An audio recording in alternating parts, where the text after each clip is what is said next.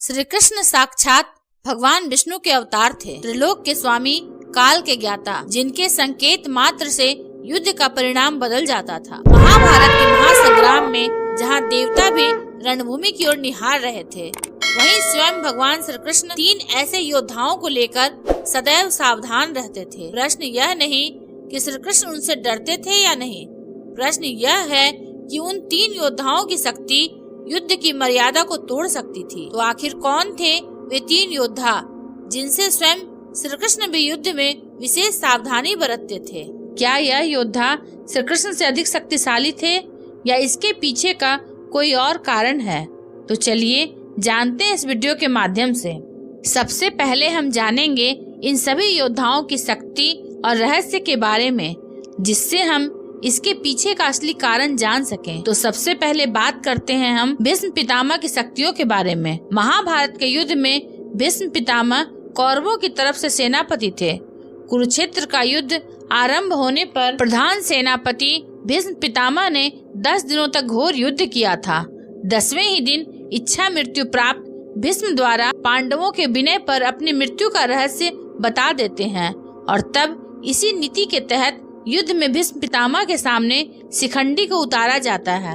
प्रतिज्ञा के अनुसार भीष्म किसी स्त्री या नपुंसक व्यक्ति पर शस्त्र नहीं उठाते हैं। तब शिखंडी के पीछे खड़े रहकर भीष्म पितामह को अर्जुन तीरों से छेद देते हैं। वे कराहते हुए नीचे गिर पड़ते हैं। जब भीष्म पितामह की गर्दन लटक जाती है, तब वे अपने बंधु बांधव और वीर सैनिकों को देखते हुए अर्जुन से कहते हैं, बेटा तुम तो क्षत्रिय धर्म के विद्वान हो, क्या तुम मुझे उपयुक्त तकिया दे सकते हो? आज्ञा पाते ही अर्जुन ने आंखों में आंसू लिए उनको अभिवादन कर भीष्म को बड़ी तेजी से ऐसे 3 बाण मारे जो उनके ललाट को छेद करते हुए पृथ्वी में जा लगे। बस इस तरह सिर को सिरहाना मिल जाता है। इन बाणों का आधार मिल जाने से सिर के लटकते रहने की पीड़ा जाती रही, लेकिन सरसैया पर लेटने के बाद भी भीष्म पितामह प्राण नहीं त्यागते हैं। भीष्म पितामह यह भली भांति जानते थे कि सूर्य के उत्तरायण होने पर प्राण त्यागने पर आत्मा को सद्गति मिलती है और वे पुनः अपने लोक जाकर मुक्त हो जाएंगे, इसलिए वे सूर्य के उत्तरायण होने का इंतजार करते हैं। भीष्म पितामह के सरसैया पर लेट जाने के बाद युद्ध और 8 दिन चला। भीष्म यद्यपि सरसैया पर पड़े हुए थे, फिर भी उन्होंने श्री कृष्ण के कहने से युद्ध के बाद युधिष्ठिर का शोक दूर करने के लिए राजधर्म, मोक्ष धर्म और आप धर्म आदि का मूल्यवान उपदेश बड़े विस्तार के साथ दिया। इस उपदेश को सुनने से युधिष्ठिर के मन से ग्लानि और पश्चाताप दूर हो जाता है। यह उपदेश ही भीष्म नीति के नाम से जाना जाता है। बाद में सूर्य के उत्तरायण होने पर युधिष्ठिर आदि सगे संबंधी, पुरोहित और अन्यान्य लोग भीष्म के पास पहुंचते हैं। उन सबसे पितामह ने कहा, इस सरसैया पर मुझे 58 रात्रियां हो गई हैं। मेरे भाग्य से माघ महीने का शुक्ल पक्ष आ गया। अब मैं शरीर त्यागना चाहता हूँ। इसके पश्चात उन्होंने सब लोगों से प्रेम पूर्वक विदा मांगकर शरीर त्याग दिया। सभी लोग भीष्म को याद कर रोने लगे। युधिष्ठिर तथा पांडवों ने पितामह के शव को चंदन की चिता पर रखा तथा दाह संस्कार किया। कहते हैं कि भीष्म पितामह निर्वाण को प्राप्त हुए। चलिए अब जानते हैं बर्बरिक की शक्तियों के बारे में। बर्बरिक घटोत्कच का पुत्र था। उसे बचपन से ही अस्त्र शस्त्रों से प्रेम था। उसने अपनी माँ से युद्ध की सारी कलाएं सीखी थी। वह श्री कृष्ण का भी शिष्य था। बर्बरिक ने भगवान शिव और माँ दुर्गा की घोर तपस्या की थी, जिससे प्रसन्न होकर देवी ने उसे 3 अमोघ बाण दिए थे। वरदान देते हुए देवी माँ ने बर्बरिक से एक वचन लिया था कि वह सदैव कमजोर पक्ष की ओर से युद्ध करेगा। माँ को यह वचन देकर बर्बरिक महाभारत के युद्ध में भाग लेने चला गया। श्री कृष्ण बर्बरिक के वरदान की बात जानकर चिंतित हो गए। उसकी ताकत जानने के लिए जब श्री कृष्ण ने बर्बरिक को चुनौती दी कि वह मात्र इन 3 बाणों से लड़ नहीं पाएगा, तब श्री कृष्ण की चुनौती को स्वीकार करते हुए बर्बरिक ने स्वयं को प्रमाणित किया। श्री कृष्ण ने कहा, हम जिस पीपल के वृक्ष के नीचे खड़े हैं, अपने बाण से उसके सभी पत्तों को छिद्र कर दो, तो मैं मान लूंगा कि तुम एक बाण से ही युद्ध का परिणाम बदल सकते हो। बर्बरिक ने चुनौती स्वीकार करके भगवान का स्मरण किया और बाण चला दिया। पेड़ पर लगे पत्तों के अलावा नीचे गिरे पत्तों में भी छेद हो गया। और अंत में बाण भगवान श्री कृष्ण के पैर के इर्द गिर्द घूमने लगा, क्योंकि उन्होंने एक पत्ता अपने पैर के नीचे दबा दिया था। मित्रों, श्री कृष्ण यह बात समझ गए कि बर्बरिक बहुत शक्तिशाली है और अपने सिर्फ एक बाण से ही महाभारत के युद्ध की काया पलट कर सकता है।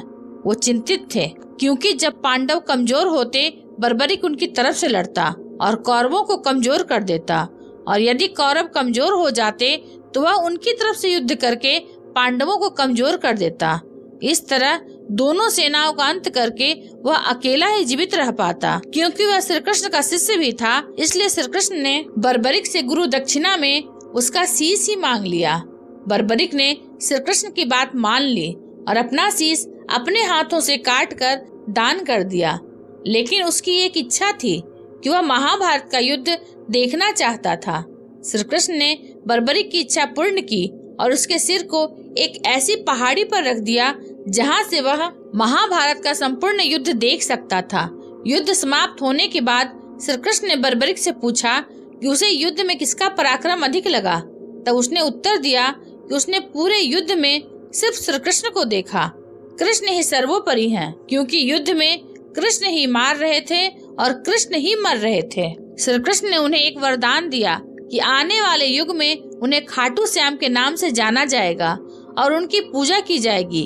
वह लोगों की इच्छाओं को पूरा करेंगे। चलिए अब अंत में जानेंगे कर्ण की शक्तियों के बारे में। कर्ण की शक्ति अर्जुन और दुर्योधन से कम नहीं थी। उसके पास इंद्र द्वारा दिया गया वासवी शक्ति था, जिसे इंद्र ने कवच और कुंडल के बदले में दिया था। वासवी शक्ति देते समय इंद्र ने कहा था कि तुम इसका प्रयोग एक ही बार कर सकते हो, या जिस पर भी चलाया जाएगा वह निश्चित ही मारा जाएगा। कर्ण ने इस वासवी शक्ति का प्रयोग उसने दुर्योधन के कहने पर भीम पुत्र घटोत्कच पर किया था, जबकि वह इसका प्रयोग अर्जुन पर करना चाहता था। यह ऐसा अस्त्र था जिसका वार कभी खाली नहीं जा सकता था, लेकिन वरदान के अनुसार इसका प्रयोग एक बार ही किया जा सकता था। उस काल में द्रोणाचार्य, परशुराम और वेद व्यास को ही ब्रह्मास्त्र चलाना और किसी के द्वारा ब्रह्मास्त्र का प्रयोग किए जाने पर उसे असफल कर देना याद था। जब द्रोणाचार्य ने कर्ण को ब्रह्मास्त्र विद्या सिखाने से इनकार कर दिया, तब वे परशुराम के पास पहुंच गए।